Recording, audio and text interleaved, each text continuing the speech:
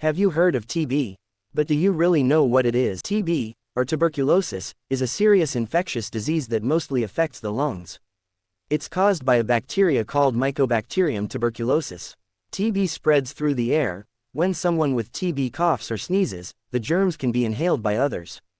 But it's not just limited to the lungs. TB can also affect the brain, spine, or kidneys. The good news: it's treatable, but only if diagnosed early and treated properly. In the next short, we'll talk about TB symptoms. Don't miss it. Follow Health Q for more useful health info.